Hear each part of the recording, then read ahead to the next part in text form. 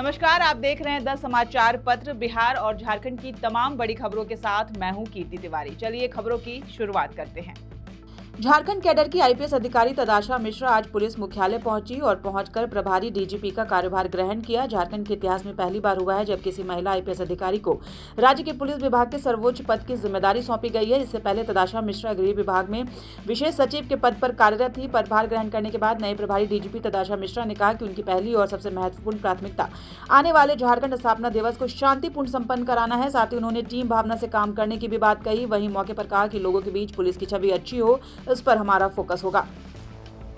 वहीं बीजेपी आज राष्ट्रीय गीत वंदे मातरम के 150वें साल पूरे होने पर पार्टी कार्यालय में सामूहिक गीत का आयोजन किया। मौके पर राज्य विधायक सीपी सिंह, पूर्व सांसद रघुनाथ पांडे प्रदेश कार्यक्रम के सह संयोजक समेत पार्टी के पदाधिकारी और कार्यकर्ता मौजूद रहे। कार्यक्रम की शुरुआत दीप प्रज्वलित कर की गई। उसके साथ ही वंदे मातरम गीत को पूर्ण रूप से गाया गया। मौके पर राज्य विधायक सीपी सिंह ने राष्ट्रीय गीत के ऐतिहासिक महत्व को भी बताया। उन्होंने कहा कि स्वतंत्रता आंदोलन में यह गीत स्वतंत्रता सेनानियों के लिए प्रेरणादायक बना। साथ ही 1923 के कांग्रेस अधिवेशन में तत्कालीन अध्यक्ष ने इस गीत को लेकर विरोध किया। आजादी के बाद 1950 में इसे राष्ट्रीय गीत घोषित किया गया।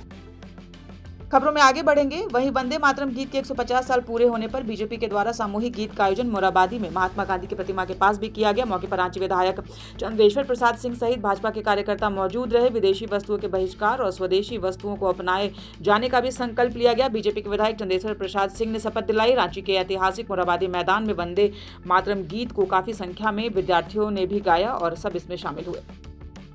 वहीं बोकारो उपायुक्त अजयनाथ झा ने आज सिविल सर्जन कार्यालय का निरीक्षण किया। निरीक्षण के दौरान उन्होंने विभिन्न शाखाओं में जाकर पदाधिकारियों द्वारा किए जा रहे कार्यों की समीक्षा की। इस दौरान उन्होंने कार्यालय परिसर में साफ सफाई और व्यवस्था को लेकर अधिकारियों का ध्यान आकृष्ट कराया। उपायुक्त ने कहा कि कार्यालय सरकारी व्यवस्था का दर्पण होता है, ऐसे में सभी कर्मचारी अपने टेबल कुर्सियों और कार्यस्थलों को व्यवस्थित रखें। उन्होंने निर्देश दिया कि कार्यालय आने के बाद कर्मचारी सबसे पहले अपनी टेबल को साफ करें और दिन के अंत में भी उसे व्यवस्थित कर ही जाएं। उपायुक्त ने कहा कि अच्छे माहौल में काम करने से कार्यकुशलता और जनसेवा दोनों में सुधार होता है।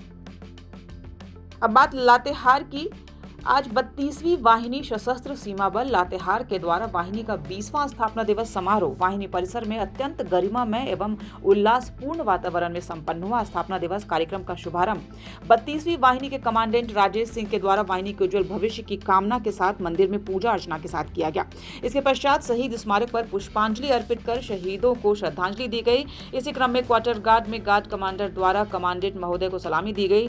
महोदय के द्वारा गार्ड का निरीक्षण किया गया। इस अवसर पर कमांडेंट महोदय ने सशस्त्र सीमा बल के महानिदेशक महोदय का संदेश वाचन किया, जिसमें महानिदेशक महोदय ने वाहिनी द्वारा अब तक प्राप्त परिचालनात्मक एवं प्रशासनिक उपलब्धियों की सराहना की। स्थापना दिवस के उपलक्ष्य में वाहिनी परिसर लातेहार में विविध आकर्षक कार्यक्रमों का आयोजन किया गया, जिसमें जवान द्वारा हथियार संचालन प्रदर्शन, सामूहिक अभ्यास, खेल कूद प्रतियोगिताएं एवं सांस्कृतिक कार्यक्रम शामिल थे।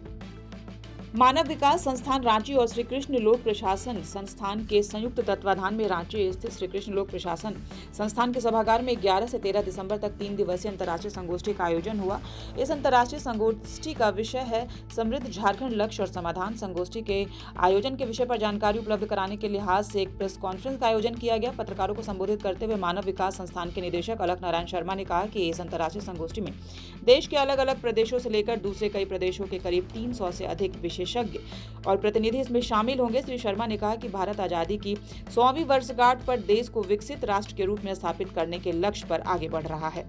झारखंड स्थापना दिवस की 25वीं वर्षगांठ पर federation of Jharkhand chamber of commerce and industries विविध कार्यक्रमों का आयोजन करेगा। इसी विषय पर रांची स्थित चैम्बर भवन में आयोजित प्रेस कॉन्फ्रेंस को संबोधित करते हुए जाने माने समाजसेवी अतुल गेरा ने कहा कि आज के परिप्रेक्ष्य में जरूरतमंदों को पर्याप्त और विकार रहित रक्त उपलब्ध कराना एक बड़ी चुनौती है। उन्होंने कहा कि इसी चुनौती को ध्यान में रखते हुए चैम्बर ऑफ कॉमर्स झारखंड स्थापना दिवस के मौके पर 9 नवंबर रविवार को बृहत रक्तदान शिविर आयोजित करने जा रहा है। आप सब इस शिविर में बढ़ चढ़कर हिस्सा लें। तो ये थी इस वक्त की तमाम बड़ी खबरें। खबरों से अपडेट रहने के लिए हमारे चैनल को लाइक कीजिए, फॉलो कीजिए और सब्सक्राइब कर लीजिए। इस बुलेटिन में इतना ही। मुझे दीजिए इजाजत। नमस्कार।